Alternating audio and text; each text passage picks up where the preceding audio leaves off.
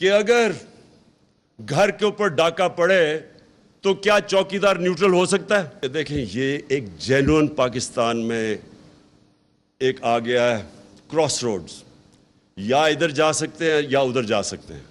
وہ نیوٹرل بیچ میں راستے کا وہ گیئر ہی نکل گیا. فیصلہ اب ہم نے کرنا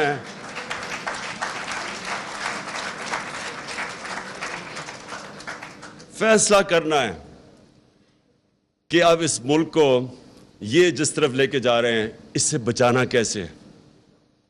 یہ جو اگر ان کا کسی کا خیال ہے، میں ریپیٹ کرتا ہوں کہ ہم جناب امریکہ کے پیر پکڑیں گے، وہ امبیسڈر کے پاس بھی پہنچ گیا ہوگا، وہ مجھے پتا ہے مفتاح اسماعیل، میں امیجن کر رہا ہوں کہ وہاں جا کے ایسے ہاتھ جوڑ کے بیٹھ گیا ہوگا کہ جی میں آپ کے جوتے پالش کر دوں، اگر آپ نہیں کرتے تو میں شہباز کو بلا لیتا ہوں، وہ اور زیادہ اچھے کرتا ہے جوتے پالش. اس سے کوئی فرق نہیں پڑنے لگا. امریکن مائنڈ کو سمجھیں، ان کی بڑی سمپل فلسفی ہے، دیر از نو فری لنچ. ہر چیز کی قیمت ہے، اور وہ جو قیمت ہے وہ اگر پاکستان اگر وہ قیمت ہم ادا کرنے کے لیے تیار ہیں تو سارا نظریہ پاکستان کو دفن کرنا پڑے گا.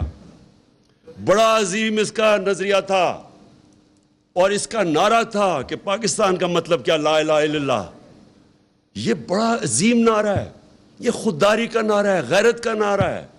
یہ کبھی بھی یہ ایک چھوٹے سے آدمی کو بڑا آدمی بنا دیتا ہے. لا الہ الا اللہ. ایک عام آدمی لا الہ الا اللہ کے اوپر خودداری آ جاتی ہے، اس پہ غیرت آ جاتی ہے، رسپیکٹ کرتے ہیں لوگ اس کو. یہ جو آپ جھکتے ہیں، اور مجھے شرم آتی ہے کہ جس طرح انہوں نے ہمارا دنیا میں ذلیل کیا اب تک، جا کے جس طرح پرچیاں پکڑ کے اس کے اوباما کے سامنے بیٹھے ہوں، جس طرح پتہ نہیں وہ کوئی اس کا کوئی پتہ نہیں گیا ماسٹر ہے اس کا. اور دوسری طرح وہ اچھا اوباما تو دور کی بات ہے، یہ امریکن امبیسڈر کے سامنے آپ کو دیکھنا پڑے گا کیسے گرتے ہیں. تو یہ جب برٹش امبیسڈر کو کیک کھلایا جا رہا ہے اس کو کہ شاید وہ ہماری سفارش کر دے. یہ جو بے شرمی ہے، یہ لا الہ الا اللہ اس کو دور کرتا ہے. کوئی نہیں ہے خدا سوائے اللہ کے، کوئی کسی کے سامنے اللہ کا حکم ہے تمہیں جھکنے کی ضرورت ہی نہیں ہے کیونکہ اللہ ہے. یہ دیکھیں، یہ اب ہم ریلائز نہیں کرتے. میں اتنی دیر سے جب بھی میں یہ کرکٹ بھی کھیلتا تھا مجھے بڑی تکلیف ہوتی تھی. کبھی میں یہ دیکھتا تھا جا کے ہمارے جو لیڈرز ہیں جس طرح یہ بے شرمی سے ان کے سامنے جھکے ہوئے ہوتے تھے. بالکل اس نے اسد نے صحیح بات کی. 22 کروڑ دنیا کا 5واں بڑا آبادی میں ملک ہے، نیوکلیر آرمڈ سٹیٹ ہے، ہماری ایک زبردست فوج ہے جو ہمیں پروٹیکٹ کر سکتی ہے.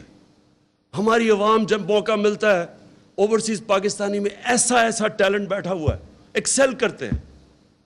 لیکن جب لیڈر یہ شہباز شریف بن جائے اور یہ سارے چور اوپر بڑھ جائے، آپ ایک فیکٹری کے اوپر چوروں کو بٹھائے، فیکٹری آپ کی بند ہو جائے گی. ملک کیسے چل سکتا ہے؟ اس لیے قوم کو اپنے بیسکس کے پر جانا پڑے گا، ہمیں اس کو فائٹ کرنا پڑے گا. میں اس کو جہاد سمجھتا ہوں، حقیقی آزادی کی یہ جہاد ہے. اور اس کے لیے میری آج ساری قوم کو ہے کہ میں نے تو کسی صورت اس کو ایکسیپٹ نہیں کرنا. میں نے تو جو بھی ہو جائے میں نے ان چوروں کا مقابلہ کرنا ہے. میرا صرف آخری ایک سوال ہے اپنے نیوٹرل سے، صرف اس پہ میں ختم کر رہا ہوں اپنی تقریر. یہ تھا کہ جب ٹائم آئے گا میرٹ کے اوپر جو سب سے بہتر ہوگا اس کو میں بنا دوں گا. ساری زندگی جو مجھے جانتا ہے کرکٹ میں، جب سے 10 سال کرکٹ کیپٹن رہا ہوں، میں نے کبھی اپنی زندگی میں میرٹ کو وائلیٹ نہیں کیا. میں نے 10 سال کرکٹ کیپٹن ہے، مجھے کوئی آج کہہ دے کہ اس نے کوئی اپنا رشتہ دار کوئی دوستی میں کچھ کھلایا ہو. میں شوکت خانم کے اندر میں آج چیلنج کرتا ہوں کہ ایک آدمی بتائے کہ شوکت خانم میں میرٹ کے علاوہ کسی کو ہائر کیا، میں نے کسی کی سفارش کی ہو. شوکت ترین میرے ساتھ بورڈ آف گورنرز میں پتہ نہیں کتنے 10 سال تھے. ایک آدمی بتائیں کہ ہم نے میرٹ وائلیٹ کی ہو. اس لیے اللہ کا شکر ہے کامیاب ہاسپٹل ہے، اس لیے وہ چل رہا ہے، اس لیے دنیا کی پاکستان کی سب سے لیڈنگ انسٹیٹیوشن ہے، انٹرنیشنلی ریکگنائزڈ ہے، کیونکہ وہ میریٹوکریسی ہے. اس میں نوبل یونیورسٹی میں ایک آدمی بتایا میں نے کسی کو ہائر کیا کہ غلط، آؤٹ آف میرٹ. میں نے کسی کو ہائر کیا کہ غلط آؤٹ آف میرٹ. میں نے اپنی جب گورنمنٹ میں ہوں کوئی مجھے بتایا کہ میں نے اپنے رشتہ دار دوستوں کو ہائر کیا ہو, اپنی ان کو پوزیشنز دی ہو. یہ میں اس لیے میرٹ کی بات کرتا ہوں, مجھے خوف خدا ہے. جب آپ میرٹ وائلیٹ کرتے ہیں, آپ کسی کا حق مارتے ہیں, اللہ کی برکت چلی جاتی ہے. یہ میرا ایمان ہے. اور اس لیے میں نے کبھی نہیں سوچا تھا کہ میں کوئی اپنا آرمی چیف لے کے آؤں گا. یہ کیوں نواز شریف کو پرابلم تھا آرمی چیف کا؟ کیونکہ نواز شریف کے چوری کا پیسہ اس کا اتنا زیادہ تھا کہ وہ چاہتا تھا فوج کو کنٹرول کرنا. اس نے باقی سارے ادارے تو کنٹرول کر چکا تھا. سارے ادارے جو آپ تماشا دیکھ رہے ہیں, اداروں کا تو قتل عام ہو رہا ہے آج. ایف آئی اے تباہ, نیب تباہ, جو بھی ادارے ہیں آج آپ دیکھ لیں کہ یہ صرف کنٹرول کر سب کے اوپر اپنے لوگ بٹھا دیے. تو میں نے تو یہ کبھی نہیں سوچا تھا کہ مجھے ضرورت ہے اپنی آرمی چیف کی. نواز شریف نے ہمیشہ اپنی پسند کا میرٹ کو وائلیٹ کر کے اپنا آرمی چیف لے کے آیا, کیونکہ اس کو ضرورت ہے. اتنا زیادہ 30 سال سے اتنی محنت سے اتنا زیادہ پیسہ چوری کیا ہوا ہے. اب وہ پیسہ پڑا ہے, ساری اس کی کانسنٹریشن ہے وہ پیسہ بچنا کیسے ہے. یہ آپ ان ساروں کو, کیونکہ میں تو 26 سال پہلے ان کے خلاف جہاد شروع کی تھی. یاد رکھیں, لوگ میرا مذاق اڑاتے تھے کہ جس کو سیاست نہیں جانتا, وہ یہ کہتے تھے کہ آپ نے اگر نواز شریف کے خلاف کھڑے ہیں تو زرداری سے تو دوستی کر لیں. میں 26 سال پہلے کہتا تھا یہ دونوں چور ہیں. ہمیشہ میں نے کہا, کبھی اس چیز کے اوپر کمپرومائز نہیں کیا. میرا ہمیشہ تھا کہ ان دونوں کے انٹرسٹ ایک ہے. جیسے ہی ان کا پیسہ تھریٹن ہوگا یہ اکٹھے ہو جائیں گے. یہ جب ایک دوسرے کو کہتے ہیں نا کہ تم چور ہو, جو کہتے تھے, 2 دفعہ ان کی گورنمنٹ کرپشن پہ گئی 90 کی دہائی میں, تو ہمیشہ یہ ایک دوسرے کے اوپر سچ بولتے تھے کہ فلانا چور ہے, لیکن یہ صرف الیکشن میں جیتنے کے لیے کہتے تھے. ان کا چوری کا کوئی ایشو نہیں تھا کیونکہ دونوں چوری کر رہے تھے. تو میں نے جب پارٹی اپنی اناؤنس کی, میں نے پہلے دن سے کہا یہ دونوں چور ہیں, اور مجھے کبھی کوئی شک نہیں تھا کہ جب بھی یہ میں پاور میں آؤں گا یہ دونوں اکٹھے ہو جائیں گے. تو ان کا تو انٹرسٹ چوری کرنا اور چوری کو بچانا, این آر او لینا, ان کا تو انٹرسٹ یہ ہے. اور ان کا سارا یہ ثابت ہوا. اس لیے ان کو ہر ادارہ جو ان کی چوری کو تھریٹن کرتا ہے اس کو کنٹرول کرنا ہے. لہٰذا ڈر ان کو فوج سے ہوتا ہے. فوج سے کیوں ڈر ہوتا ہے؟ کیونکہ آئی ایس آئی اور ملٹری انٹیلیجنس ان کے پاس رپورٹس ہوتی ہیں ان کی چوری کی, تو یہ ان کو کنٹرول کرنا چاہتے ہیں کہ وہ اگر آؤٹ آف کنٹرول ہو جائیں تو ان کی چوری سامنے آ جائے گی. 2 دفعہ ان کی گورنمنٹس کہیں 90s میں چوری کے اوپر. سو جو خرم دستگیر نے بات کی کہ جی اپنا یہ آرمی چیف لے کے آئے گا, عمران خان کو کوئی ضرورت نہیں اپنے آرمی چیف رکھنے کی. مجھے کوئی اپنی چوری نہیں بچانی. مجھے تو جو میرٹ کے اوپر بہترین, کیونکہ ہم چاہتے ہیں کہ ہمارا فوج کا ادارہ مضبوط ہو. مضبوط تب ہوگا جب وہ میرٹوکریسی ہو. تو ہمارا تو انٹرسٹ یہ ہے. تو یہ جو ان کی اپنے ذہن میں خوف آ گیا تھا کہ جناب میں وہ جنرل فیض کو لانا چاہتا ہوں, یہ ان کے خوف تھے. ان کے اوپر خوف طاری ہوا ہے, کیونکہ چوری, اتنی زیادہ چوری جب کر لیں, بلینز آف ڈالرز ان کے باہر پڑے, تو ان کو خوف ہے اس کا.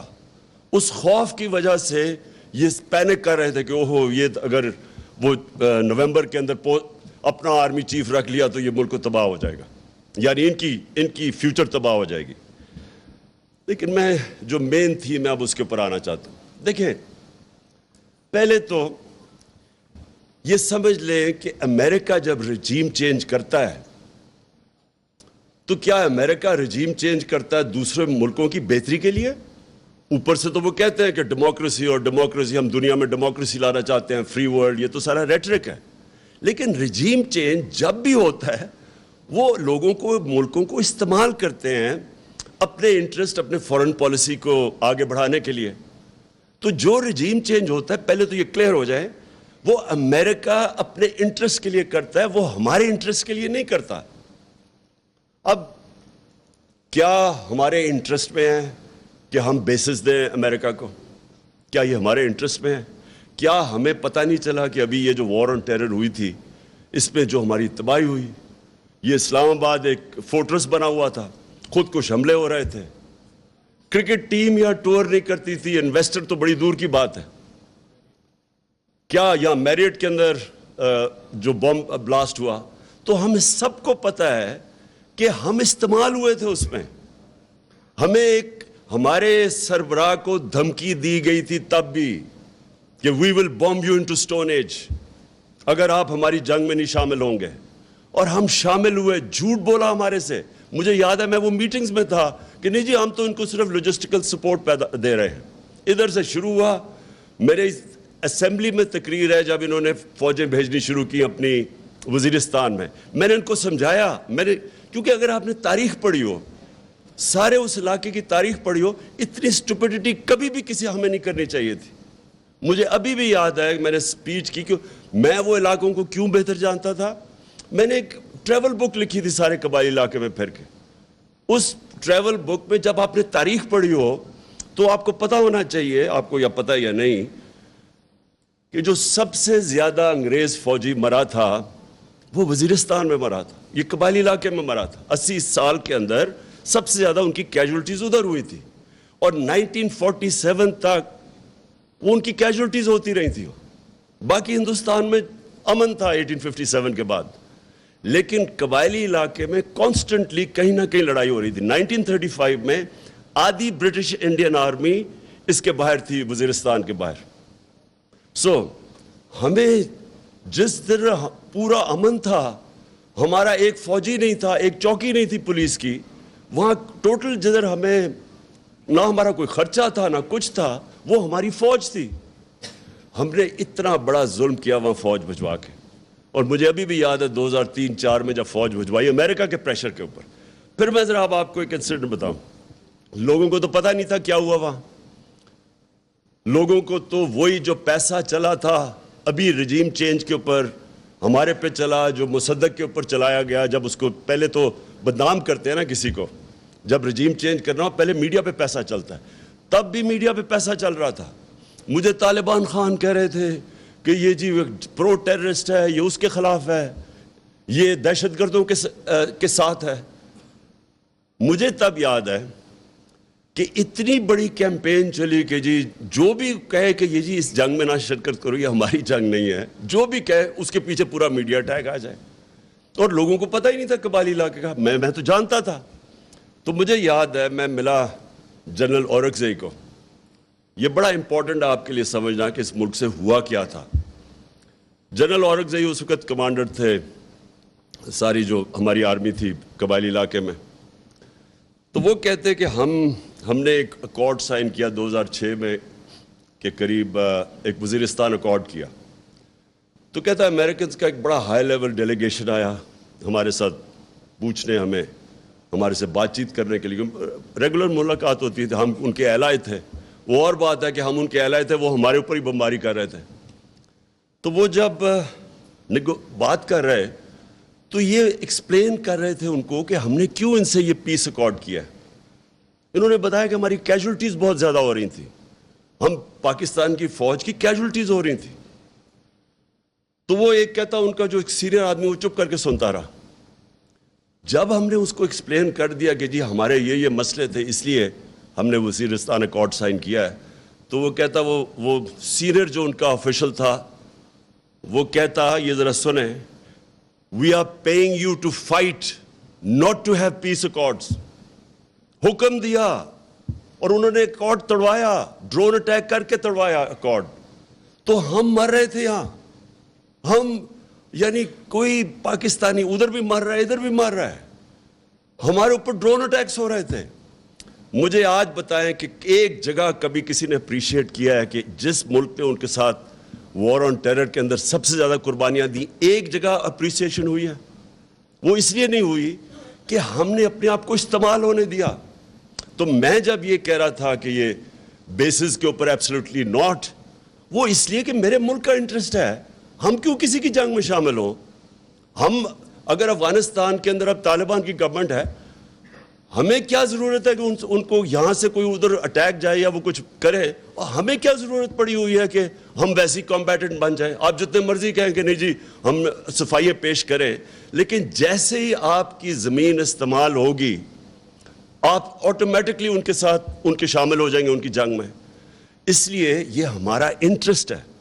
دیکھیں میں کبھی اپنے آپ کو اینٹی امریکن نہیں سمجھتا. ہماری بڑی زبردست پاکستانی امریکن کمیونٹی ہے جو سب سے امیر پاکستانی ڈائسپرا ہے. ہمیں تو کبھی ان سے تعلقات خراب نہیں کرنے چاہیے. ہمارے جو امریکہ سپر پاور ایکسپورٹس ہماری سب سے زیادہ امریکہ ہے. ہمیں کسی صورت تعلقات نہیں خراب کرنے چاہیے. لیکن کیا ہمیں اپنے آپ کو اس طرح ٹیشو پیپر کی طرح استعمال ہونا چاہیے؟ اب ان کا ایجنڈا کیا ہے؟ ان کا ایجنڈا بڑا سیدھا ہے. اسرائیل کو ریکگنائز کرو, ہندوستان کو ایکسیپٹ کرو کہ یا لوکل تھانے دار ہے ہمارا, ان کو اپنی کشمیر کو بھول جاؤ, کیونکہ وہ چاہتے ہیں کہ ہندوستان تکڑا ہو اور تاکہ وہ چائنا کو فیس کرے. تو ہمیں وہ چاہتے ہیں کہ ہم بڑے آرام سے جو ہندوستان کا ہے اس کو سلوٹ کرو. اب کوشچن یہ ہے کہ کیا یہ پاکستان کا انٹرسٹ ہے؟ جس وقت آپ اسرائیل کو ریکگنائز کرتے ہیں, آپ یاد رکھیں کہ آپ کا جو جتنا کشمیر کا موقف ہے اسی دن زیرو ہو جاتا ہے. جب آپ اس کو ریکگنائز اگر آپ ایکسیپٹ کر جاتے ہیں کہ پیلسٹینین جب ریکگنائز کرتے ہیں تو آپ ایکسیپٹ کر جاتے ہیں کہ پیلسٹینین کا کوئی رائٹ نہیں رہا, تو اس کا مطلب کشمیریوں کا بھی کوئی رائٹ نہیں رہا. تو آپ وہ کشمیریوں کی جو 1 لاکھ سے اوپر انہوں نے قربانیاں دی ہیں پچھلے 30 سال سے, اس ساروں کے اوپر ان کی قبر کھود دیتے ہیں. جو کشمیری آج دیکھ رہے ہیں کہ واحد پاکستان کھڑا ہے ان کے ساتھ جو بولتا ہے, جس وقت ان کو یہ پتا چلا کہ پاکستان نے ریکگنائز کر دیا اور انڈیا سے تعلقات ٹھیک کر دیے, کشمیر ایشو ختم ہو گیا. اور وہ ختم ہو گیا تھا پہلی دفعہ جب یہ اٹھا ہے یو این سیکیورٹی کاؤنسل میں, انٹرنیشنل فورمز, وہ ہمارے دور میں اٹھا ہے. اس سے پہلے تو یہاں کوئی نام ہی نہیں لیتا تھا. نواز شریف جب ہندوستان گیا, اس نے تو حریت کانفرنس کے ممبرز کو ہی نہیں ملا یہ کہ نریندر مودی نہ ناراض ہو جائے. ہم انڈیا کے خلاف, ہم چاہتے ہیں کہ انڈیا سے اچھے تعلقات ہوں, کوشش بھی کی, لیکن آپ کدھر لائن ڈرا کریں گے کہ کدھر ایک ملک کا نظریہ آئے گا, کدھر آپ کا موقف آئے گا کہ جس کے اوپر آپ ایک پاکستان بڑے خواب کا نام تھا. تو جب آپ کے کوئی اصول ہی ختم ہو گئے کہ اچھا یہ جو حسین حقانی اور یہ نجم سیٹھی ٹائپس ہیں یہ کیا چاہتے ہیں؟ یہ چاہتے ہیں آرام سے غلامی کرو, امریکہ کی جو وہ کہتا ہے مانو, تو وہ تھوڑے سے ڈالرز بھیج دیں گے. میرا اگلا کوشچن یہ کہ کیا اس سے پاکستان پیر پہ کھڑا ہو جائے گا؟ کیا تھوڑے اور ڈالر مل جائیں گے؟ کیا یہ ملک سروائیو کر جائے گا؟ کیا یہ ملک اپنی سارے پرنسپل سٹینڈز ختم کر کے, اپنا نظریہ ختم کر کے, کیا یہ کوئی مجھے گارنٹی کر سکتا ہے کہ یہ ملک ترقی کر جائے گا؟ کیا یہ نہیں ہم کرتے آئے آج تک؟ سوائے وہ ذوالفقار علی بھٹو کے چند سالوں کے نکال دیں تو آج تک تو ہم غلامی کرتے آئے ہیں. جو وہاں سے حکم آتا تھا ہم مان جاتے تھے. اپنے ملک کے قانون توڑ کے, اپنی آئین کی خلاف ورزی کر کے ہم ان کو سروس کرتے رہے. یہاں سے وار آن ٹیرر میں CIA, FBI یہاں پاکستانیوں کو اٹھا کے گوانٹانو میں لے جاتی تھی, کوئی پوچھنے والا نہیں تھا کسی کو, جو وہ چاہتے تھے. ریمنڈ ڈیوس کو انہوں نے دن دہاڑے, اس نے 2 لوگوں کو قتل کیا, ایک کو مارا, بیوی نے اس کی خودکشی کی. سارے پاکستانیوں کے سامنے اس کو اٹھا کے واپس کر دیا, اور ہمیں اس نے کہا کہ نہیں جی اس کو وہاں سزا ہوگی. کوئی اس کو سزا نہیں ہوئی. کوئی پاکستان کی کوئی ہمارے قوانین, ہمارے لوگوں کے رائٹس, وہ جو 4 لوگ مرے تھے, کسی کو اس کی فکر نہیں تھی. اور کتنے اور کیسز ہیں, رمزی یوسف کا کیس ہے, ایمل کانسی کا کیس ہے. اپنے قوانین توڑ کے ہم نے امریکنوں کی خدمت کی ہے. کیا ہمیں کوئی فائدہ ہوا؟ کیا پاکستان اپنے پیر پہ کھڑا ہوا؟ کیا ہماری کوئی اکانومی اوپر گئی؟ کیا وار آن ٹیرر میں 80,000 لوگ مروا کے کیا انہوں نے کوئی اپریشیٹ کیا؟ کوئی بہت بڑی ایڈ دے دی؟ وہ $20 ارب ٹوٹل ایڈ دی انہوں نے, یا $150 ارب کا ملک کو نقصان ہو گیا. ہماری وہ حال تھا ایک وقت پہ کہ یہ ہیڈ لائنز تھی میرے خیال میں نیوز ویک یا ٹائمز ہے, the most dangerous place in the world. کس نے آ کے انویسٹ کرنا ہے موسٹ ڈینجرس پلیس میں؟ ساری دنیا میں ہمارا نام لگے گی سب سے بڑے دنیا کے دہشت گرد پاکستان میں. تو ہمیں بجائے فائدہ ہونے کے نقصان ہی نقصان ہوتا رہا. تو اس لیے اگر ہم یہ کہہ رہے ہیں کہ ہم اب آپ کی جنگ میں شامل نہیں ہوں گے, ہم امن میں آپ کے ساتھ ہوں گے, تو یہ اینٹی امریکنزم نہیں ہے, یہ اپنے لوگوں کے انٹرسٹ پروٹیکٹ کرنے کے لیے. ہم جب کہتے ہیں ہم اسرائیل کو تب تک ریکگنائز نہیں کریں گے جب تک وہ فلسطینیوں کو ان کا جو حق ہے وہ نہیں دیتے. یہ قائد اعظم کا وعدہ تھا. یہ قائد اعظم نے تب 1948 میں یہ کہا تھا کہ ہم کشمیریوں کے ساتھ کھڑے ہوں گے. ہم جب ہندوستان کو اگر ہم ایکسیپٹ کر جاتے ہیں کہ وہ جو کر رہے ہیں کشمیریوں سے وہ ٹھیک ہے, تو آپ یاد رکھیں کہ جو بیسک فلسفی ہے پاکستان کی, یہ ملک ایک بڑا خواب تھا. یہ جو ہندوستان کے مسلمانوں نے پاکستان کے لیے ووٹ دیا تھا, ان کو پتا تھا کہ انہوں نے یہاں نہیں آنا. یہ ایک بڑی عظیم خواب کا نام تھا پاکستان. ہم وہ سارا نظریہ دفن کر رہے ہیں صرف اس لیے کہ جی امریکہ ناراض نہ ہو. دیکھیں, میرا اپنا اوپینین یہ ہے, کبھی بھی کوئی قوم کبھی بھی جوتے پالش کر کے چیری بلاسم بن کے آج تک قوم پراسپر نہیں کی. قومیں کھڑی ہوتی ہیں غیرت کے اوپر, نظریے کے اوپر کھڑی ہوتی ہے قوم. جو قوم بنتی بھی ہے وہ نظریے پہ بنتی ہے, وہ جوتے پالش کر کے کوئی قوم نہیں بنتی. آج یہ ہمیں یہ کہہ رہے ہیں کہ امریکہ کی ہر بات مان جاؤ, نہیں تو آپ جو ڈونلڈ لو نے کہا ہے اس نے, یعنی تکبر اس آدمی کا دیکھیں, اس کی جرت کیسے بڑھ گئی ہے کہنے کی. میں نے تو جب وہ سائفر دیکھا میں نے 10 دفعہ پڑھا کہ یہ واقعی کوئی اتنا بےہودہ آدمی ہے جو ایسی سٹیٹمنٹ دے سکتا ہے. میں نے سی این این میں کہا, سی این این کے انٹرویو میں میں نے کہا اس کو تو سزا بیڈ مینرز پہ دینی چاہیے کہ اس میں مینرز ہی نہیں ہے اس آدمی میں. تو یعنی کون سا ایک خوددار قوم کون ایکسیپٹ کر سکتی ہے؟ اور ہم کیا سن رہے ہیں جی, وہ ایسے تو مراسلے آتے رہتے ہیں, پتہ نہیں کس کو آتے رہتے ہیں. میں نے تو پہلی دفعہ ایسا مراسلہ دیکھا تھا, اور یقین کرے آخری دفعہ ہوگا, کیونکہ کسی کی جرت نہیں ہوگی آگے سے اس طرح کا مراسلہ بھیجنے کے لیے پاکستان کو.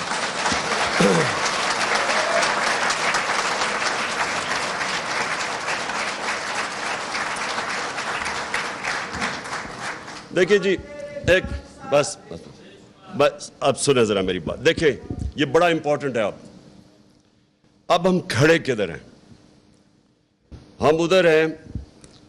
میں سمجھتا ہوں کہ یہ پاکستان کے لیے ایک وہ فیصلہ کن موڑ پہ آ گیا پاکستان, جدھر سارے لوگوں کو فیصلہ کرنا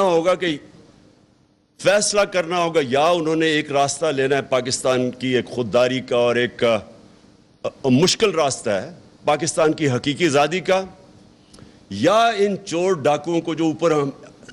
اور میں دوسری چیز, یعنی میرے سب سے زیادہ مجھے توہین کدھر ہوئی ہے, مراسلے کی تو مجھے تکلیف ہوئی, لیکن جب میں نے یہ چور ڈاکوؤں کو دیکھا کہ ہمارے اوپر مسلط کر دیا ہے, مجھے اس سب سے زیادہ تکلیف اس پہ ہوئی کہ وہ کتنی حقارت سے ہمیں دیکھتے ہیں, کہ ان کو شرم بھی نہیں آتی کہ اس طرح کے لوگوں کو ہمارے اوپر بٹھا دیا.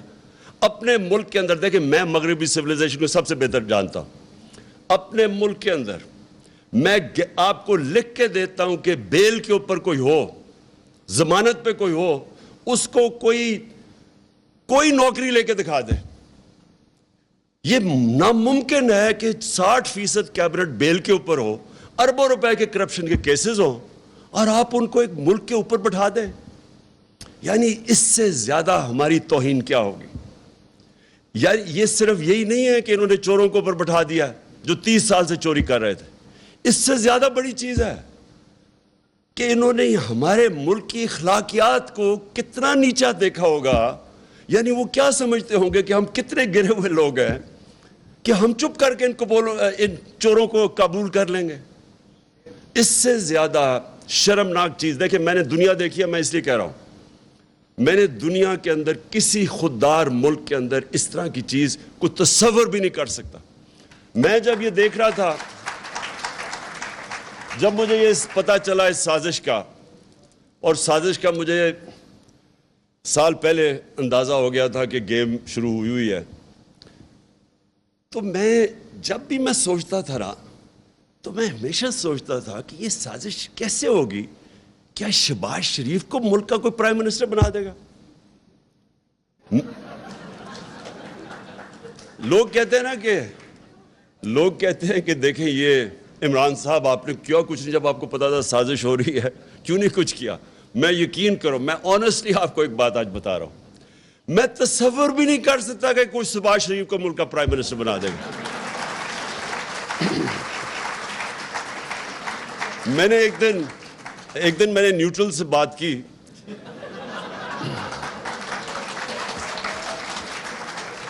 میں نے کہا اس کے اوپر 16 ارب روپے کے ایف آئی اے کا کیس ہے، 8 ارب روپے کا نیب میں کیس ہے اس کے اور اس کے بیٹوں کے اوپر، اور اتنے اوپن اینڈ شٹ کیس کسی کے نہیں ہیں، کسی کے ایسے کیس نہیں ہیں۔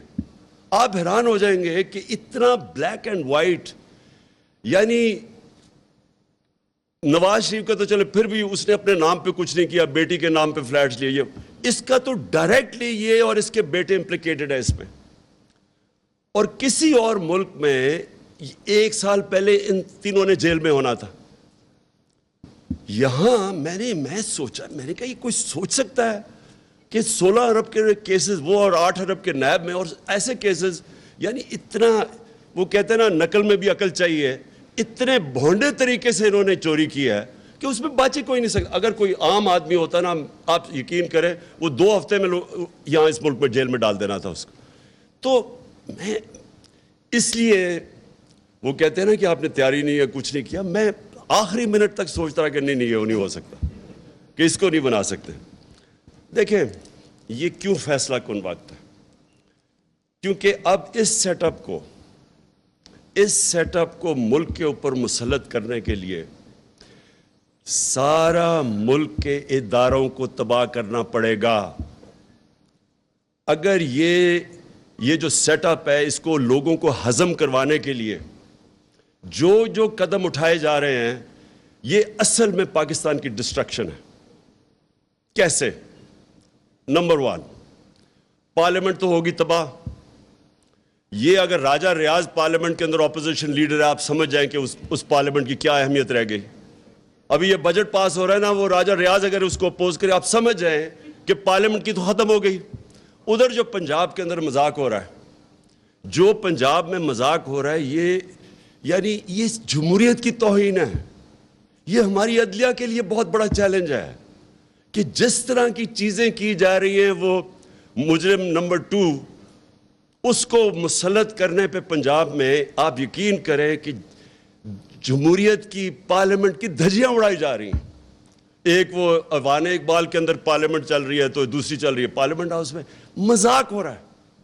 جو الیکشن کمیشن کر رہا ہے، جس طرح کا اس نے سمپل چیز تھی کہ جیسی وہ جو ریزرو سیٹس جاتی ہیں تو وہ ایک دم ریپلیس ہو جاتی ہیں، وہ الیکشن کمیشن جس طرح کوشش کر رہے ہیں انجینئر کرنے کے لیے حمزہ شریف کو بٹھانے کے لیے، ساری الیکشن کمیشن کی کریڈیبلٹی ختم ہو چکی ہے۔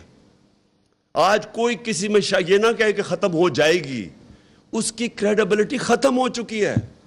ہمیں پتہ ہے وہ جا کے بیٹھتا ہے، وہ شہزادہ اور شہزادی لاہور میں، اور ان کے MNAs آتے ہیں بیٹھ کے، وہ ساری انجینئرنگ کر رہے ہیں۔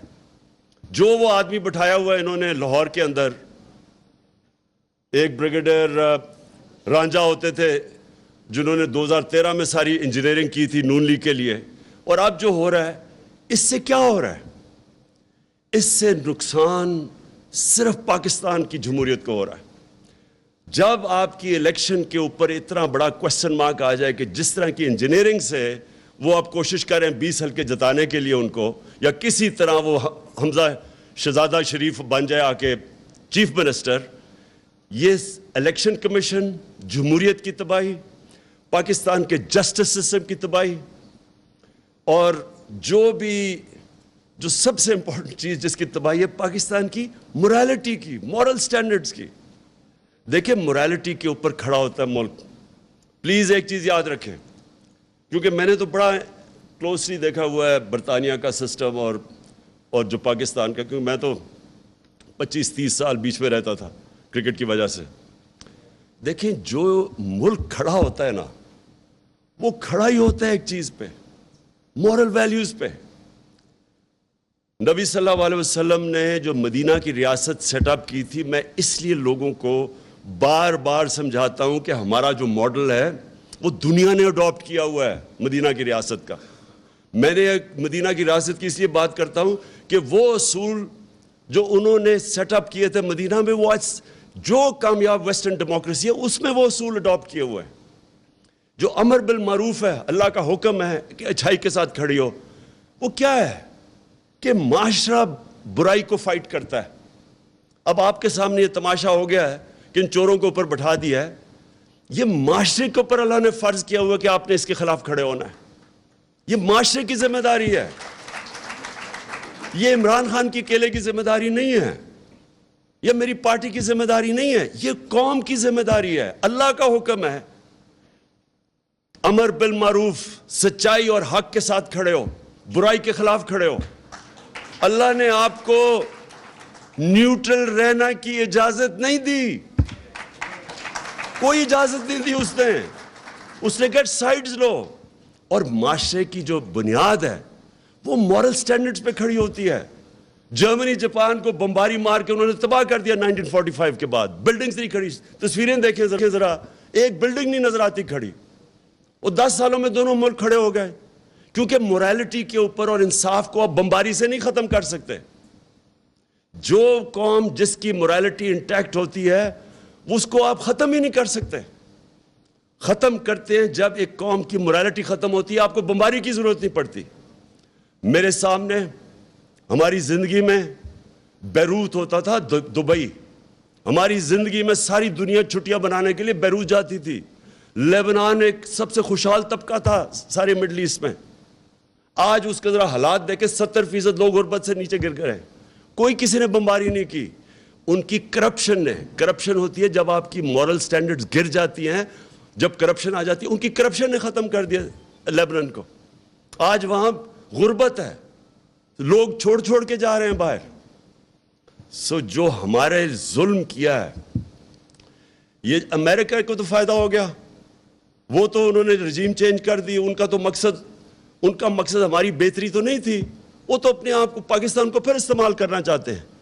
لیکن ہمارے لوگ یہ جو اوپر آ کے بیٹھے ہیں, ان کا مقصد کیا تھا؟ ان کا مقصد اپنی چوری بچانا تھا, جو خرم دستگیر نے کہہ دیا.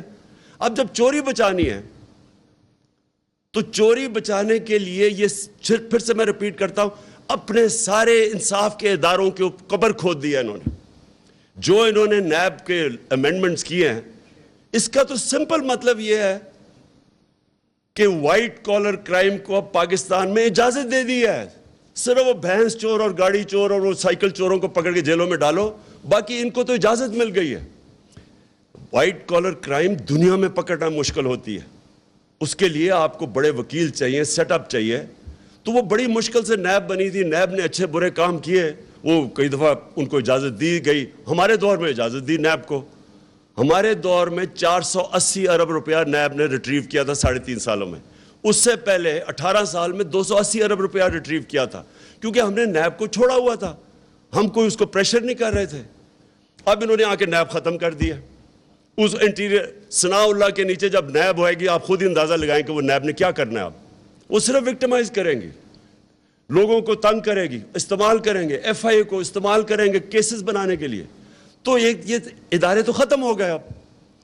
لیکن جو سب سے امپورٹنٹ چیز, یہ میں پھر سے ریپیٹ کرتا ہوں, انہوں نے اس ملک کی اخلاقیات کے اوپر جو ظلم کیا ہے, ان چوروں کو اوپر بٹھا کے, اور ان چوروں کو اپنی چوری بچانے کے لیے, اب این آر او لینے کے لیے, اب یہ جو کریں گے ملک کے ساتھ, میں آپ کو یقین دلاتا ہوں پاکستان کو کسی دشمن, بیرونی دشمن کی ضرورت نہیں ہے. یہ وہ کام کر دیں گے جو کوئی دشمن نہیں کر سکتا. یہ اندر سے ملک کو تباہ کریں گے. اور آپ کے سامنے ہے کہ چلتی ہوئی, ابھی شوکت طرین نے آپ کو فگرز دکھا دی کہ ہر چیز پازیٹیو تھی پاکستان کی. انڈسٹریل گروتھ پازیٹیو تھی, ایگریکلچر, وہ بھی جمشید چیبانی نے بتایا, وہ بتانا تھا کہ ایگریکلچر گروتھ اوپر جا رہی تھی. ہر indicator, services industry, I T کے اندر ہم نے چینجز لے کے آئے تھے. پاکستان کی ایکسپورٹ جو اصل چیز ہے جس سے ملک اوپر جاتا ہے, ایکسپورٹس اوپر جا رہی تھی. اوورسیز پاکستانی نے کانفیڈنس تھا پاکستان میں, ریمیٹنسز ریکارڈ بھیج رہے تھے. اور وہ ٹائم جو کہ سب سے مشکل ٹائم تھا, پہلے بینکرپٹ اکانومی, اس کو سٹیبلائز کرنا, پھر کرونا آ گیا, پھر کموڈیٹی سپر سائیکل آ گیا, اس سارے میں سے نیویگیٹ کر کے ملک کو نکال رہے تھے. میں نے اور شوکت نے جب جا کے نیوٹرلز کو سمجھایا کہ پولیٹیکل انسٹیبلٹی ملک نہیں افورڈ کر سکتا, بڑی مشکلوں سے, کیونکہ ایک انٹرنیشنل سپر سائیکل آیا ہوا ہے, ہمارے پاس فورن ایکسچینج کی کمی ہے, ہمارا روپیہ, ہمارا کرنسی افیکٹ ہوگی پولیٹیکل انسٹیبلٹی سے. یہ بالکل اس سازش کو روکے, کیونکہ سب سے پہلا امپیکٹ پڑنا تھا ہماری کرنسی کے اوپر, فورن ایکسچینج پہ, جیسی انسٹیبلٹی ہونی تھی, اور وہی ہوا. اور وہی نہیں ہوا جو اس کے امپیکٹ پڑے. اور یہ جو 3 سال سے لگے ہوئے تھے مہنگائی اور نااہل ہیں, ہمیں پوری طرح پتا تھا کہ ان کو نہ سمجھ تھی اکانومی کی, کیونکہ اگر کرتے تو 10 سال جو پہلے انہوں نے کیا تھا, ہمیں تو پتا تھا کیا کرنا ہے. ان کی کوئی تیاری نہیں تھی, صرف ایک تیاری تھی کہ NRO انہوں نے لینا تھا. اس کے اندر آپ کے سامنے ساری آج اکانومی نیچے جا رہی ہے, پاکستان ڈی سٹیبلائز ہوا ہے, عام لوگوں کے لیے مہنگائی وہ ہوئی ہے ان کے 2 مہینے میں جو ہمارے 3.5 سال میں اس طرح کی مہنگائی نہیں ہوئی. ہمارے اوپر بھی کموڈیٹی سپر سائیکل تھا, ہم نے بھی ڈیل کرنا تھا کرونا کے ساتھ. ہم بھی IMF پروگرام میں تھے, تو ہم تو 2.5 سال سے IMF پروگرام میں, ہم نے کیوں نہیں ایسی مہنگائی کی. انہوں نے آتے ساتھ ہی سارا کچھ یا ہمارے پہ ڈال رہے ہیں یا IMF پہ ڈال رہے ہیں, کیونکہ ان کی سوچ ہی صرف اپنی ذات کے اوپر تھی. جو خرم دستگیر نے کہا کہ ہمارا تو مقصد یہ تھا کرپشن بچانا. تو میں آخر میں